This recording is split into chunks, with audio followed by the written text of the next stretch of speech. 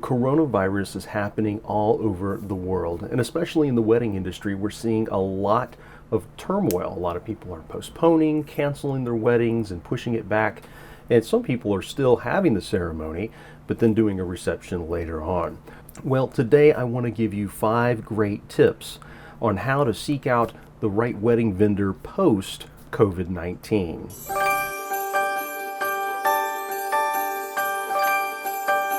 Hi friends, my name is Joshua and I'm a wedding filmmaker here in Virginia. I'm also a professional wedding expert with more than 21 years under my belt. So let's get into it. One of the things that I'm seeing over the course of the last couple of weeks are that vendors are starting to go out of business. They are relying on deposits and retainers and your income. And as the wedding industry has kicked in, especially in this part of Virginia, I'm starting to see a lot of those vendors kind of cringe and say, hey, I really need the income and it's hurting my business.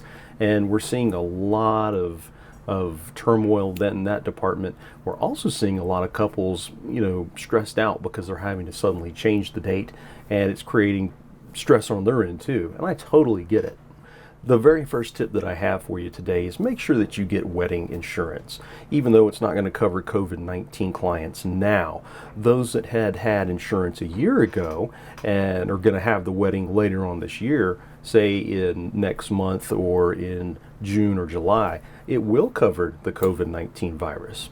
So what does that entail to you? Basically this: go ahead and spend 1 to 3% on your wedding budget in order to get that insurance. Even though it won't cover COVID now, you never know if you have to have a cancellation or a postponement and the vendor's not going to give you money back, or if you've been financially tied up because of it, the wedding insurance should help. Tip number 2, and this is an important one: never pay a vendor in full. Over the years, I've had a lot of people that have given me cash, and I don't really like that idea because there's no paper trail with that. I've also had people give me 100% up front, and I've said, hey, don't do that. And they ask why. And here's the thing: I don't really know you, and you don't really know me. And that's a common problem among people in the wedding industries. Like, oh, you're $1,500 or $2,000, here's a check, let me just pay you in full. It's better to pay no more than 50%, and even less than 50% if you can. One of the things that I recommend people doing is do a monthly payment program. Monthly payments are great because it does twofold.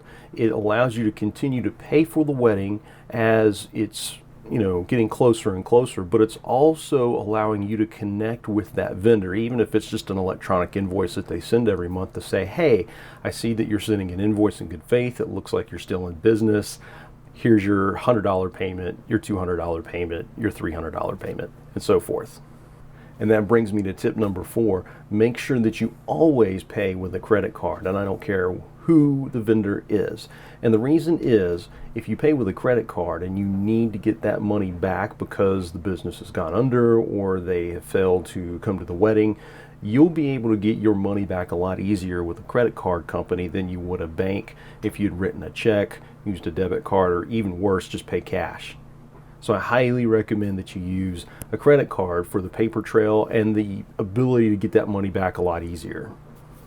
The next tip that I have for you is more of a common sense tip, and that is longevity is your friend. So what I mean is this: somebody that's been in the business for a couple of years is more likely to close a lot sooner under these kind of conditions than someone that's been in the business like me for 20 years.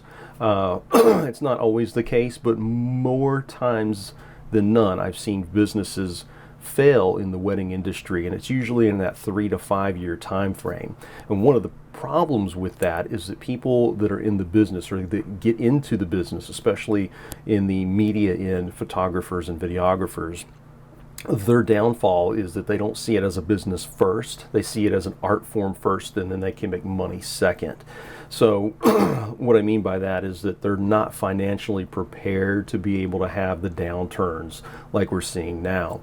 So you want to make sure that you find a company, no matter who it is, a caterer, a DJ, a florist, a venue, whatever the case may be. Look for somebody that's been in the business at least a minimum of 3 years. That way you're going to see that they're at that point where they're going to see if they're going to be making money for this as a long-term career or not. You know, if you can get somebody with 5 years, 10 years, 15 years, 20 years or more, that's awesome. The other great benefit of that is the longevity of that business. So you're going to see less and less mistakes made in the weddings that they do. And I can tell you, for example, I've been doing this 21 years, and yes, I still make mistakes on occasion, but the difference is I have the experience to go, oh snap, I shouldn't be doing this, I need to turn that off, or I need to change this very quickly to get back to where I need to be. And a lot of times the mistakes that I make don't even seem like mistakes in the final films that I do. And there you have it, friends. I really appreciate you coming over to the video today. Please be sure, if you have any questions, leave them in the comments below, and I'll be more than happy to try and help answer them for you. Until then, happy wedding planning.